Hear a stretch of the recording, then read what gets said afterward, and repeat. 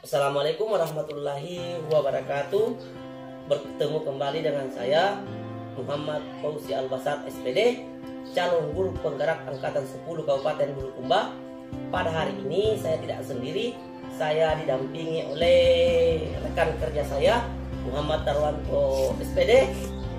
Beliau adalah guru mapel di sekolah saya, khusus untuk mapel pendidikan geografi. Selamat pagi Pak Darwanto. Selamat pagi Pak. Hari ini kita ini adakan percakapan atau observasi ya Pak.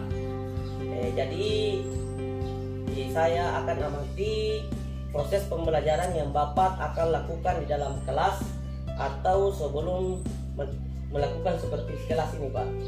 Yang tujuannya dilakukan untuk mengetahui dan mengevaluasi jalannya proses pembelajaran yang Bapak lakukan, dan juga untuk pengajaran yang Bapak sampaikan agar lebih siap dan percaya diri sehingga memberikan pembelajaran yang terbaik bagi murid. Sebelumnya Pak, ada beberapa pertanyaan yang akan saya berikan kepada Bapak. Yang pertanyaan pertama Pak, kira-kira apa tujuan pembelajaran yang ingin Bapak capai? Terima kasih Pak. Jadi tujuan pembelajaran yang ingin saya capai nanti di kelas ini Pak, saya menginginkan peserta didik saya itu mengetahui bagaimana tentang pengertian geografi. Itu yang pertama Pak. Yang kedua, saya juga pengen untuk anak-anak saya akan menilai dengan segi bagaimana caranya mereka bergotong royong, berdiskusi di dalamnya nantinya. Segera itu saja. Jadi pertanyaan keduanya Pak, bagaimana dengan area pengembangan yang ingin Bapak capai dan ingin Bapak lakukan observasi? Jadi saya akan mengobservasi di kelas saya. Yang saya inginkan yang pertama, saya ingin penguasaan kelasnya. Jadi saya menguasai anak-anak kelas semua terlibat aktif untuk pengembangan ilmu pemahaman geografinya Pak. Oh iya Pak. Pertanyaan ketiganya Pak, selanjutnya Bapak ingin mengetahui rancangan pembelajaran yang ingin Bapak terapkan dalam kelas, dari strategi pembelajaran seperti model pembelajaran dan juga metode pembelajaran. Ya. Apakah Bapak ini sudah merancang sebelumnya? Iya, saya sudah merancang sebelumnya Pak, karena saya sudah melakukan asesmen diagnostik. Asesmen itu tujuannya untuk mengetahui tingkat kebutuhan anak Pak. Jadi saya akan melakukan berbagai macam metode dan akan membawakan beberapa modul pembelajaran untuk anak-anak sesuai dengan kebutuhan. Oh iya Pak. Bagaimana dengan media pembelajaran yang Bapak gunakan di kelas? Jadi saya pakai media, untuk saat ini saya akan menggunakan LCD proyektor Pak. Nanti di dalamnya aplikasi yang saya pakai adalah aplikasi Canva Pak, untuk memudahkan anak-anak yang kurang pemahamannya melalui audio dan visual Pak. Oh iya Pak. Baik Pak, kira-kira Bapak ini akan melakukan kegiatan pembelajaran tersebut di hari apa dan di kelas berapa Pak? Insya Allah kegiatan pembelajaran ini saya akan lakukan di hari Jumat di kelas 21. Nanti Pak, setelah melakukan kegiatan observasi atau pembelajaran di dalam kelas, kita akan mengadakan percakapan terakhir ya Pak, pasca observasinya Bapak. Ya, yang terakhir ini Pak, dari percakapan kita hari ini Pak, apa yang biasa Bapak dapatkan atau bisa disimpulkan Pak atas pertemuan hari ini? Oh ya, terima kasih Pak. Saya dari pertemuan kita kali ini yang bisa saya simpulkan adalah metode bagaimana caranya mengobservasi teman rekan sejawat Pak. Jadi ada beberapa kriteria atau teknik yang akan kita lakukan sebelum kita melakukan observasi. Terima kasih Pak atas waktu yang telah Bapak luangkan kepada saya. Insyaallah kita bertemu di kegiatan observasi tersebut. Ya, Assalamualaikum warahmatullahi wabarakatuh. Waalaikumsalam warahmatullahi wabarakatuh.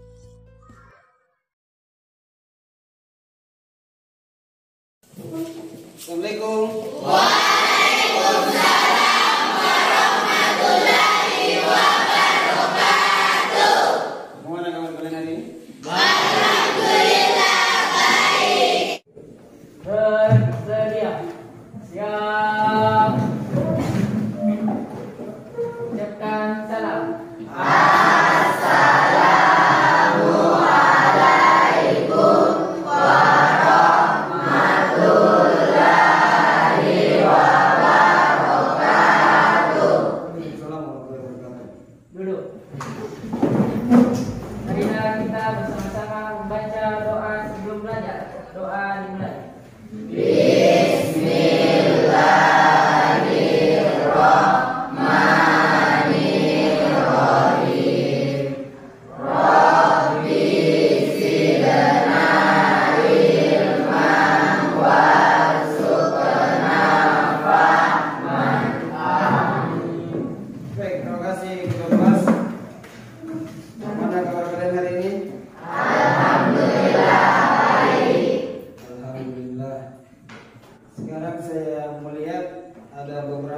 kosong.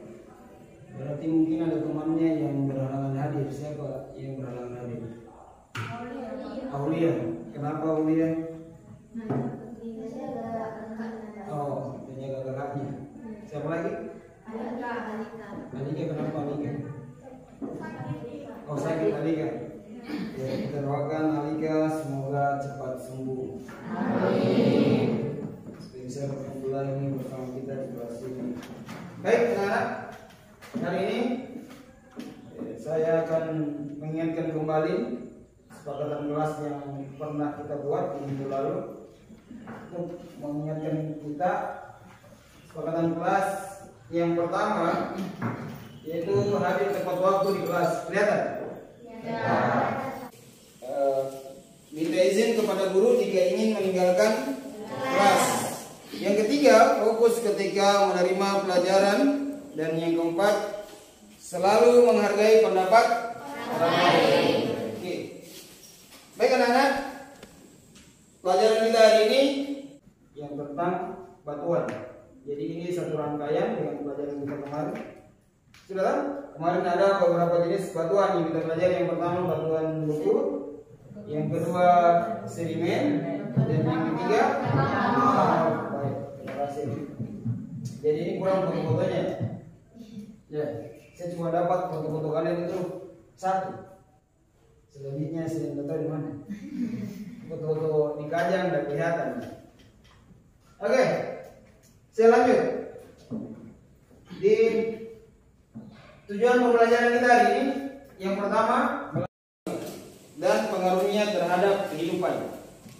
Jadi proses vulkanisme dan pengaruhnya terhadap kehidupan. Kalau kita ngomong proses vulkanisme, berarti kita akan ngomong tentang gunung berapi.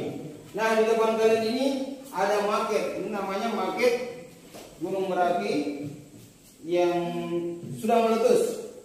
Jadi gunung berapi dikatakan tidak aktif lagi ketika dia rata dengan tanah. Jadi kalau dia meletus saja berarti dia masih selalu aktif. Pertanyaannya, apakah setiap gunung yang ada di muka bumi ini aktif atau mengandung magma atau tidak? Tidak.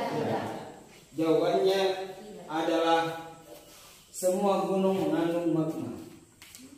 Jadi semua gunung suatu saat dia akan meletus. Jadi gunung ini merupakan bagaikan bom waktu yang tidak tahu, yang walau-alam cuman Allah saja yang tahu kapan dia meletusnya. Ada tidak ciri-ciri gunung yang mau meletus? Ada.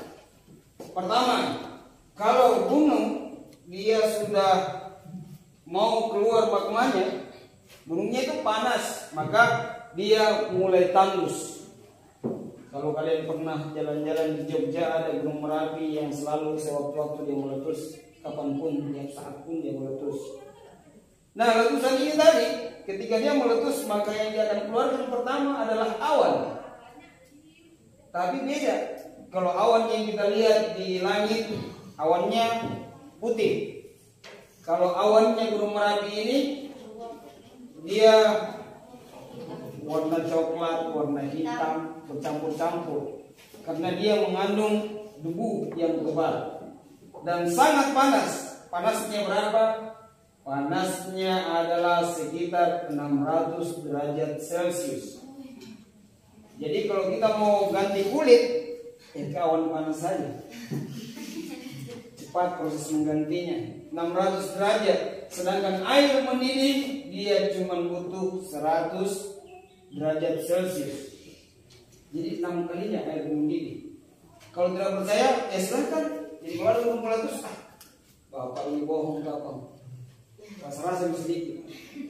Bagaimana rasanya ketika dikena sama gunung Merapi? Sampai di sini ada yang bertanyakan?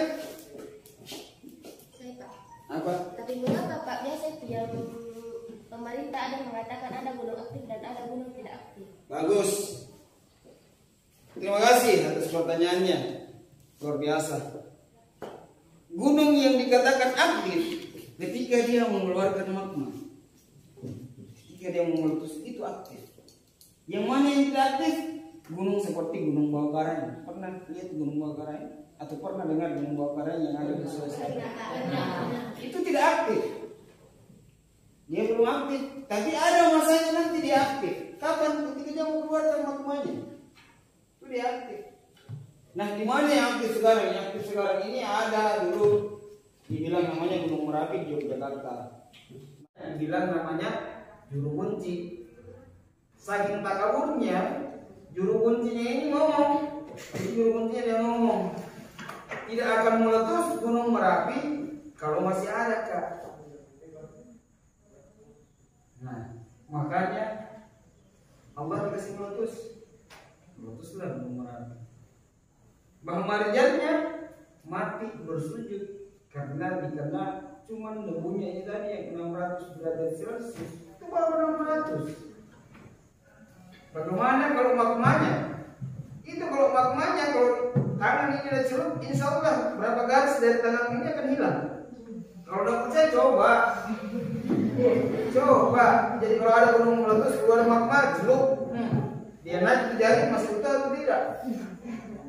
Jadi magma ini tadi, ketika dia keluar, inilah yang akan menjadi batuan membeku. Ketika dia keluar langsung membeku, jadilah itu batuan membeku. Berasal dari mana? Berasal dari magma. Sekarang saya akan mengirim link.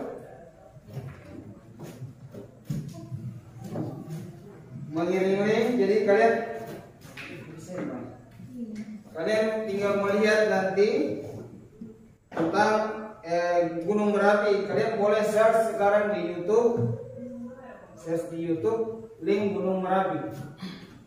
Sekarang boleh naikkan HP-nya.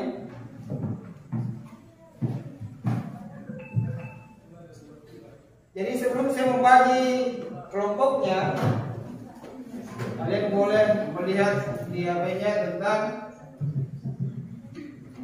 Gunung Merapi. Baik. Oke. Selamat datang di channel Alsam Studios.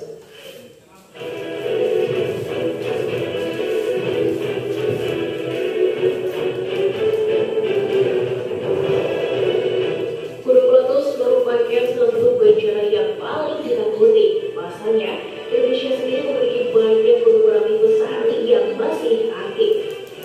Sebuah letusan gunung bisa berdampak mengerikan, seperti memicu gempa vulkanik yang disusul tsunami. Bahkan lahar dan abu panasnya bisa menghanguskan apapun yang berada di jalurnya, termasuk makhluk hidup. Dari banyaknya letusan gunung yang ada, inilah 8 letusan gunung berapi terdahsyat yang pernah terjadi di Indonesia setelah pesan-pesan berikut ini.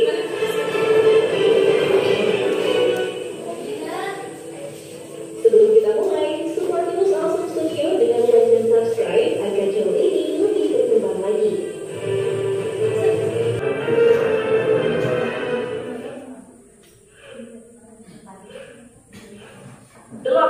Gunung Kelut 2014. Terletak di Jawa Timur, Gunung Kelut adalah salah satu gunung legendaris di Pulau Jawa. Gunung ini sangat dihormati oleh Kerajaan Majapahit dan juga Kediri, bahkan sampai dibuatkan sebuah candi untuk persembahan. Gunung Kelut sempat meletus dahsyat pada 2014 silam. Bahkan Yogyakarta yang terletak jauh juga mengalami hujan angin hingga berminggu-minggu. Syukurlah korban jiwa yang sangat sedikit karena telah dievakuasi sebelumnya.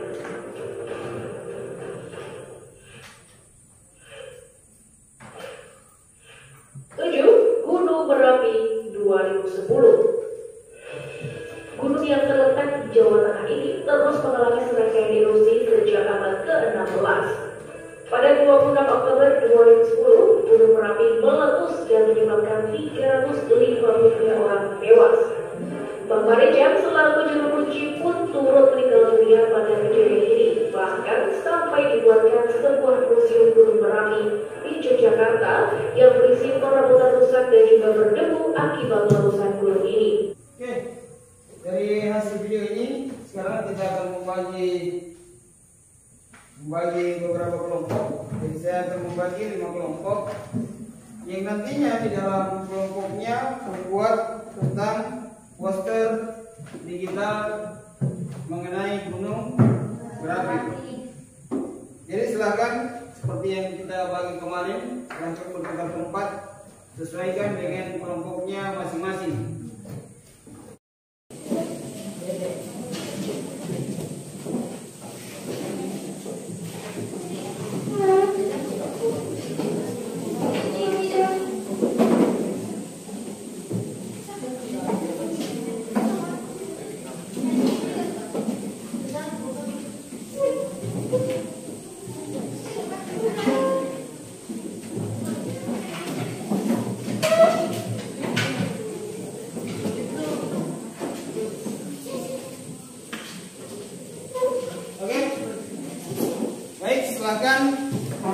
Silakan membuka kanvanya masing-masing, masing kelompok buka aplikasi kanvanya dan membuat poster digitalnya mengenai Gunung Merapi.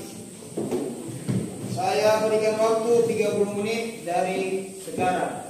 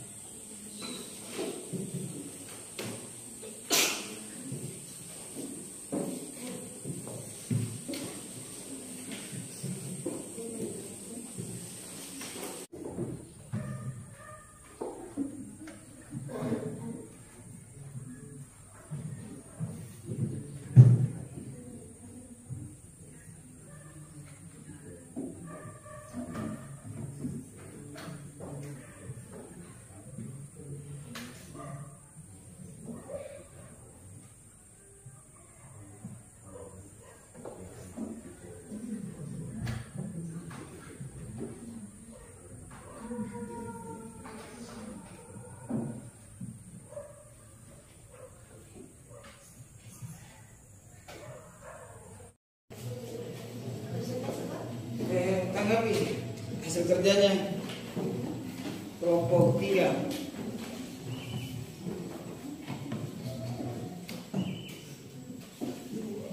Ada yang mau ditanyakan?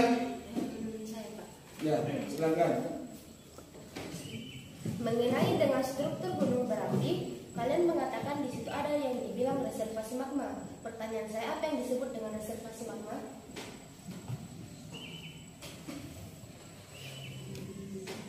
Silakan kelompok 3 untuk menjawab dari pertanyaan kelompok 2.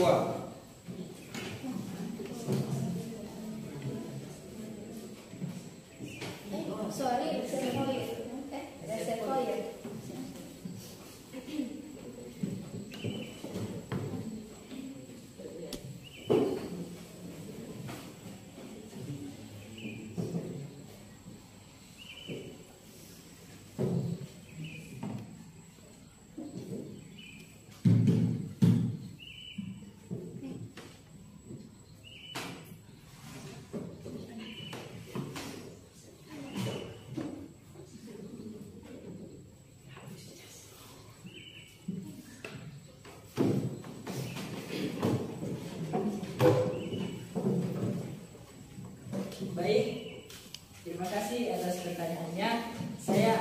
jawabnya, yaitu reservoir magma adalah suatu kamar di bawah permukaan bumi di mana batuan cair menumpuk. Ini dapat menyebabkan aktivitas gunung berapi ketika tekanan meningkat dan magma meletus melalui kerak bumi.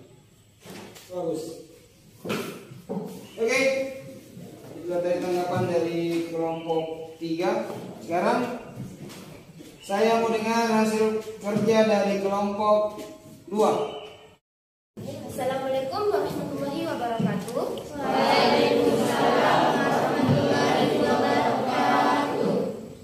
Sebelumnya saya ingin berterima kasih atas kesempatan yang diberikan kepada saya. Perkenalkan, saya Andi Nasasabina, perwakilan dari kelompok 2 akan mempresentasikan hasil dari kerja kelompok kami. Gunung berapi. Gunung berapi muncul ketika tekanan dan aktivitas magma dari dalam bumi menciptakan celah atau lubang di kerak bumi yang memungkinkan magma, gas, dan material lainnya naik ke permukaan bumi. Proses ini disebut dengan erupsi. Gunung berapi dan gunung berapi lainnya tumbuh melalui proses akumulasi material vulkanik, terutama lava, abu, dan bebatuan yang dikeluarkan selama erupsi. Setiap erupsi menambahkan lapisan baru ke gunung, memperluas dan membangun ketinggian gunung tersebut seiring waktu. Faktor-faktor seperti aktivitas magma di bawah permukaan dan jenis erupsi juga mempengaruhi pertumbuhan gunung Merapi. Adapun bagian-bagian dari gunung berapi, yang pertama yaitu dapur magma atau magma chamber. Dapur magma merupakan kolam yang berisikan batuan cair. Yang kedua, pipa kepundaan atau fan. Pipa kepundaan merupakan saluran dalam permukaan bumi di mana lava bisa keluar. Yang ketiga yaitu kawah. Kawah merupakan mulut dari gunung berapi yang mengitari pipa dan lembah kepundaan. Dan yang keempat, kon. Kon merupakan bentuk kerucut gunung yang dibentuk karena adanya material erupsi gunung berapi yang keluar. Adapun jenis-jenis gunung berapi yang pertama yaitu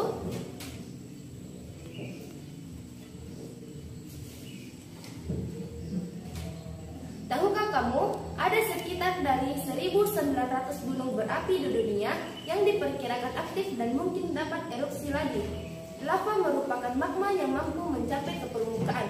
Lava dapat mencapai suhu 1250 derajat Celcius dari berpotensi membakar semua yang ada yang dilaluinya. Tanah di sekitar gunung berapi cenderung lebih subur. Gunung api aktif terbesar adalah magma koa. Adapun dampak positif gunung meletus, yang pertama, menjadi destinasi wisata baru. Yang kedua, sebagai pembangkit listrik vulkanik. Yang ketiga, pasir dan batu jadi bahan bangunan. Yang keempat, hutan dan ekosistem baru.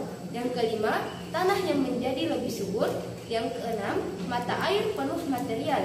Yang ketujuh, tambak pasir baru. Dan yang kedelapan, memicu hujan orografi. Adapun dampak negatif meletusnya gunung berapi yaitu yang pertama, hewan dan manusia meninggal. Yang kedua, terjadinya pencemaran udara. Yang ketiga, kebakaran hutan. Yang keempat, awan panas. Yang kelima, hujan batuan pijar. Yang keenam, lahar yang merusak. Yang ketujuh, melumpuhkan aktivitas manusia. Dan yang kedelapan, guguran lava pijar. Adapun tingkatan level gunung berapi yang pertama, normal. Berdasarkan pengamatan hasil visual, kegempaan, dan gejala vulkanik lain tidak memperlihatkan adanya kelainan. Yang kedua, waspada. Peningkatan kegiatan yang tampak secara visual atau hasil pemeriksaan kawah, kegempaan, dan gejala vulkanik lain. Yang ketiga yaitu siaga. Peningkatan semakin nyata berdasarkan pengamatan visual atau pemeriksaan kawah, kegempaan, dan metode lain saling mendukung. Yang selanjutnya, perubahan kegiatan cenderung diikuti oleh letusan. Tingkatan level yang keempat yaitu awas. Tingkatan yang menunjukkan jelang letusan utama. Letusan awal mulai terjadi berupa abu atau asap, segera akan ikuti letusan utama. Mungkin cukup sekian presentasi dari kelompok kami. Jika ada kekurangan mohon dimaafkan. Saya dengan ucapan Assalamualaikum warahmatullahi wabarakatuh. Waalaikumsalam warahmatullahi wabarakatuh. Sekarang saya mau bermain Spring saya ini saya selalu memakainya di lapangan sepak bola, gunanya untuk melatih fokus. Jadi saya minta ada 6 laki-laki, ada Bikram, ada Devri, Yuril, Akam, Firman, sama Ibnu. Depan. Bawa pulpennya.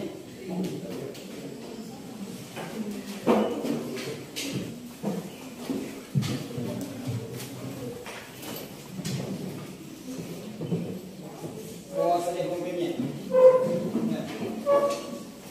Bikram sama Devri, Yuril sama Akam, Ibnu sama Firman.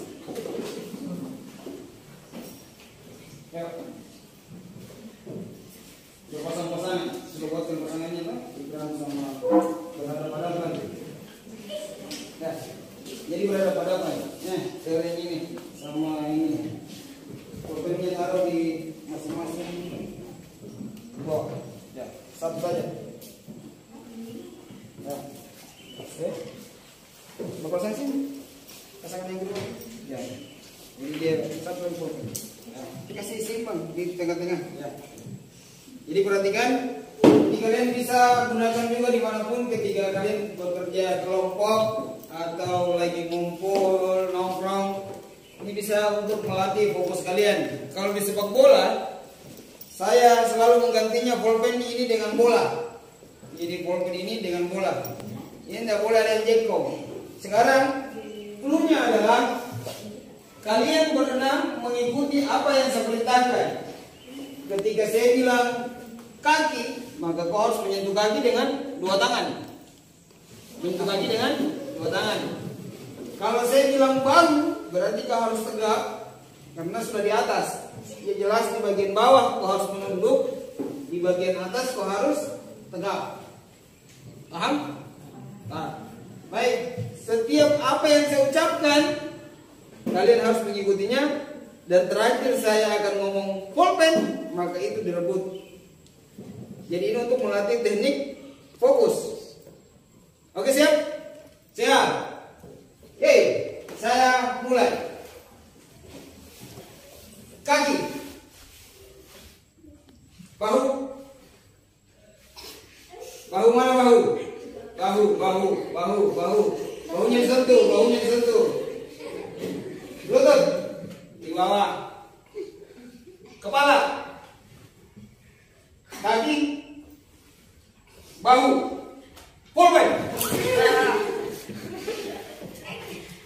Siapa yang menang? Masih belum dapat pemenangnya. Oke? Paham tidak? Oke, kita mulai satu kali lagi. Pulpennya taruh, jangan jengkong. Tidak boleh curang, harus seimbang. Oke, harus seimbang. Jadi kita mulai lagi, siap? Kaki, bahu, kepala, perut, lutut, bahu, pulpen. Berarti dia tidak dapat, berarti tidak fokus. Sampai di sini ada pertanyaan? Silakan.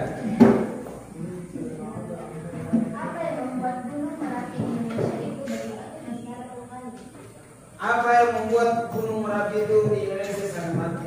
Pertama, kita berada di daerah Ring of Fire. Kalau pernah nonton film, tapi coba cari di YouTube, ada yang dibilang namanya Ring of Fire. Dia mendapat predikat animasi terbaik di dunia. Jadi dia filmnya peperangan, film peperangan yang menceritakan tentang perebutan cincin. Perebutan cincin yang mempunyai 7 roh raja terbesar di dunia. Jadi ketika ini cincin diteburkan atau dibuang ke dalam Gunung Merapi itu, maka cincin ini akan mematikan seorang raja. Dia semacam mirip-mirip Dajjal. Tahu Dajjal? Karena dia satu mata. Nah, di Indonesia masuk jalur itu tadi. Jadi jalur pergerakan magma. Jadi setiap gunung yang ada di Indonesia itu semua gunung-gunung yang aktif, cuman tidak ditahu kapan meletusnya. bagaikan bom waktu yang ditaruh. Kita dekat-dekat dengan, kita agak jauh dari Palangkaraya. Oke, dengar tadi. Ada salah satu gunung dari 10 gunung yang ditampilkan, jarak tempuh awannya itu sekitar 2.500 lebih kilometer. Kalau hitungan 2.500 lebih kilometer berarti dari kota Makassar atau dari sini sampainya di Sulawesi Utara.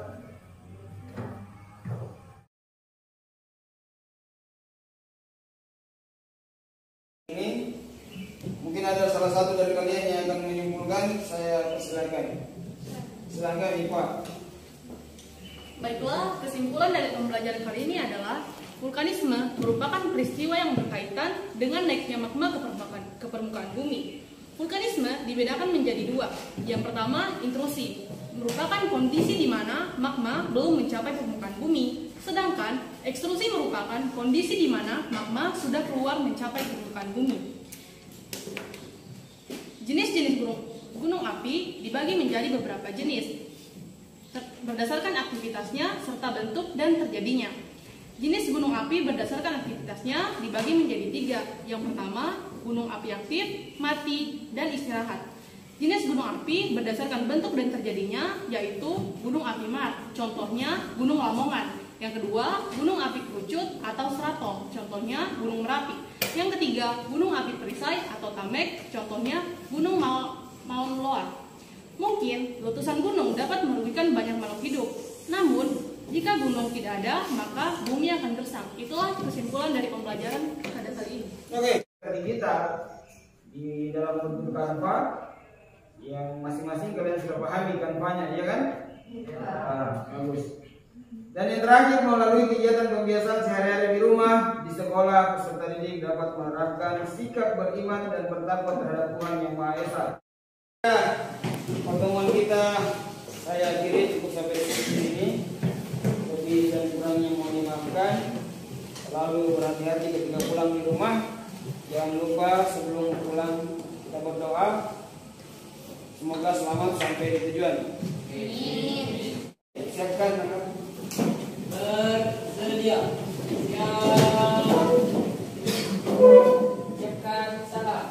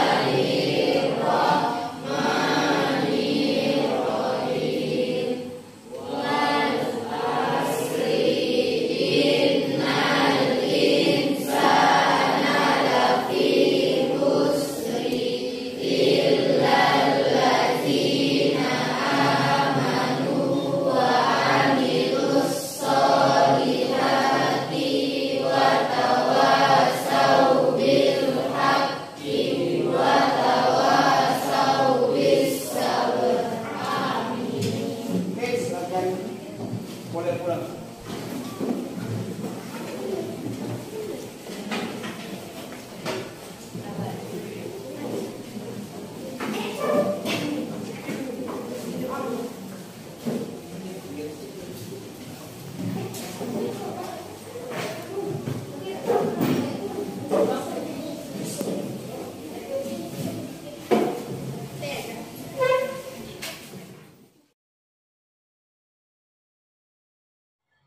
Assalamualaikum warahmatullahi wabarakatuh Pak Nonton. Waalaikumsalam.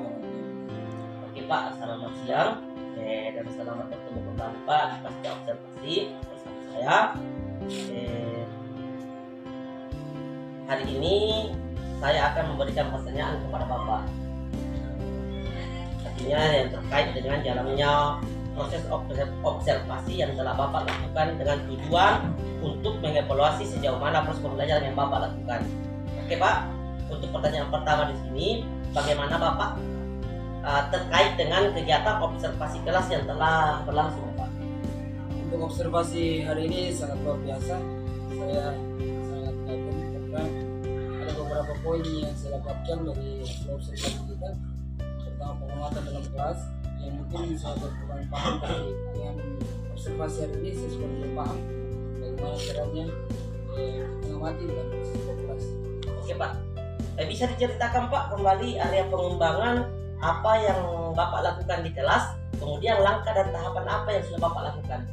Seperti yang saya bilang kemarin Pak, pengembangan kelas yang saya ingin lakukan adalah penguasaan kelas saya.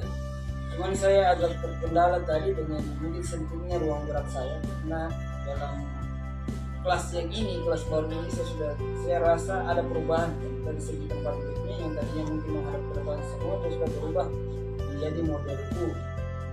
Jadi mungkin saya masih terkendala di situ saja. Oh iya Pak.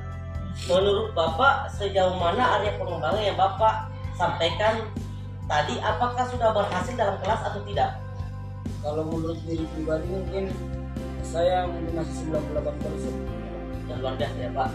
Cuman saya itu tadi, sebenarnya itu tadi ketika saya menguasai area yang perlu saya kuasai, saya tidak dapat jangkau. Oh iya Pak. Oke Pak. Menurut Bapak, apakah kendala dalam melakukan proses pembelajaran di dalam kelas?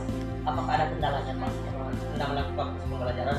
Kalau untuk hari ini Pak, alhamdulillah tidak ada kendala. Ya, Sudah semua berjalan dengan. Kira-kira Bapak kapan bisa melakukan proses pembelajaran lagi? Jadi saya mungkin akan melakukan refleksinya lagi Pak di pertemuan selanjutnya untuk mengulang kembali tentang kekurangan saya hari ini untuk memperbaiki di masa-masa yang akan datang. Oke Pak, terima kasih Pak atas jawaban yang Bapak berikan. Insyaallah ini akan berproses kepada siswa untuk tujuan ke depannya. Oke Pak, Assalamualaikum warahmatullahi wabarakatuh. Waalaikumsalam warahmatullahi wabarakatuh.